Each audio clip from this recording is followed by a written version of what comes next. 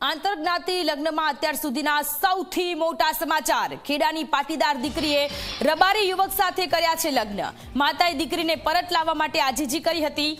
પાટીદાર દીકરીને લઈ પાસ એસપીજીનો ચોંકાવનારો દાવો। પાટીદાર દીકરીની હત્યા થઈ છે। પાટીદાર નેતાએ આ દાવો કર્યો છે। રણછોડ રબારી નામના વ્યક્તિ પર આરોપ લગાવ્યો છે। 25 લાખની માંગણી ન સ્વીકારતા હત્યા થઈ હોવાનો આરોપ પાટીદાર નેતાઓ કરી રહ્યા છે। દીકરીની શોધખોળ માટે પોલીસ સ્ટેશનમાં રજૂઆત કરી છે। દીકરીની માતાને પાટીદાર નેતાઓની રજૂઆત છે। આંતરજ્ઞાતીય લગ્નને લઈને આખો વિવાદ અને જેમાં ખેડાની પાટીદાર સમાજની દીકરી કે જેણે રબારી સમાજમાં યુવક સાથે લગ્ન કર્યા હતા અને આ યુવતીની હત્યા થઈ હોવાનો આરોપ એસપીજી અને પાસના નેતાઓ કરી રહ્યા છે। દીકરીની શોધખોળ માટે પોલીસ સ્ટેશનમાં રજૂઆત કરવામાં આવી છે।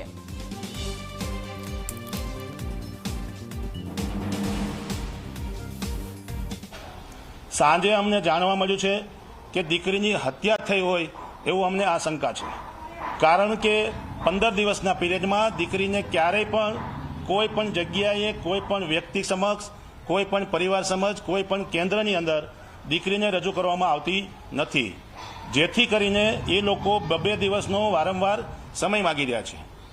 અમારી શંકા પરિણામમાં ન ફરી વળે અમને અત્યારે પણ હજી અમારા મનમાં ક્યાંક ને ક્યાંક આશા છે કે અમારી દીકરી જીવિત હશે અને અમને પરત આવશે, પરંતુ એમના જે શબ્દો છે તેને લઈને અમારું બહુ ખૂબ જ અમને ઊંડી શંકા જાય છે કે અમારી દીકરીનું મર્ડર થયું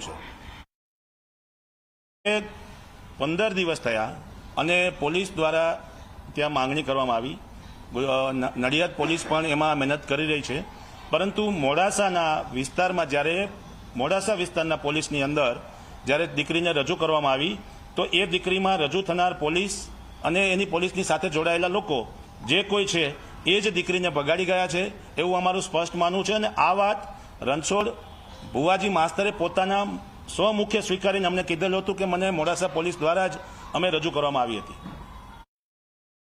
રબારી સમાજે જાહેર મીડિયામાં કીધું હતું કે અમારે કોઈની દીકરી જોતી પણ નથી અને અમારે કોઈની દીકરી લેવી પણ નથી, એટલા માટે અમે રબારી સમાજના ઘણા બધા આગેવાનોનો સંપર્ક કર્યો છે અને એ લોકોએ અમને આશ્વાસન પણ આપ્યું કે અમે સમાજના લોકોને વાતચીત કરીશું, પણ દીકરી પાછી આપવાના પ્રશ્ન કરતાં પણ દીકરી ક્યાં છે એ વિષય જ ખૂબ જ મહત્વનો છે। દીકરીને કઈ રીતે ગુમ કરવામાં આવી છે, કઈ રીતે એની સાથે અઘટિત ઘટનાઓ બની છે, એને કઈ રીતે દબાણમાં લાવવામાં આવી છે, એ જ અમારો મુખ્ય વિષય છે। એટલા માટે સમાજના આગેવાનોને પણ અમે અપીલ કરીએ છીએ કે દરેક સમાજની વચ્ચે વર્ગ વિગ્રહ ન થાય, સૌહાર્દ જળવાઈ રહે અને દરેકની દીકરી દરેકના સમાજ માટે, દરેક માતા પિતા માટે મહત્વની હોય છે, એટલે દીકરીનો વિષય હોય આમાં કોઈ પણ બીજી શંકા કુશંકા કર્યા વગર સમાજને આ દીકરી પરત આપવામાં આવે।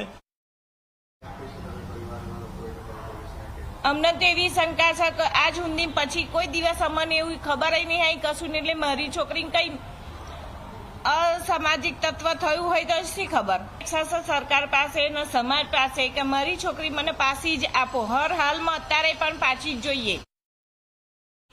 આખી વાત એવું લાગે છે કે આ મામલાની અંદર, આ કિસ્સાની અંદર જે રીતે દીકરી પોતાના દરદાગીના, પોતાના પરિવારની જે બચત છે એ બધું લઈ જતા અને જે રીતે ગઈકાલે એમના મધર રણછોડભાઈને એમના ત્યાં પરિવારને મળ્યા એટલે ત્યાં વાત એવી કરવામાં આવી કે 25 લાખ રૂપિયા આપો। એટલે અમને એવી શંકા છે કે આખો આ મામલો પૈસા માટે થઈ અને કોઈ વિષયમાં થઈ રહ્યો છે, એટલે એમની માતા દ્વારા તમામ લોકો અને ગઈકાલે અમે જે સ્થાનિક જે ગુના નિવારણ શાખા એલસીબી એમાં ફરિયાદ આપી છે, એટલે આખો ક્યાંક તોડ પાણીનો મામલો હોય એવું અમને પ્રાથમિક તબક્કે જણાઈ રહ્યું છે। અમારી દીકરી કોઈ પણ સંજોગોમાં અમને મળે એવી અમારી એસપીજી તરીકે ને પાસના તમામ આગેવાનોની અને રબારી સમાજના આગેવાનોની પણ એક લાગણી છે કે સામાજિક રીતે કદાચ કાયદો વ્યવસ્થા અમારાથી ના બગડે, ક્યાંય કોઈ સામાજિક વચ્ચે ઘર્ષણ ના થાય, એટલે સરકાર ત્વરિત સફાળી જાગે અને પોલીસ તંત્રને પણ એટલી જ વિનંતી કે આની અંદર જલ્દીમાં જલ્દી દીકરી પાછી આવે એવા પોલીસ તંત્ર અને સરકારના વહીવટી તંત્ર દ્વારા પ્રયત્નો કરવામાં આવે એવી મારી।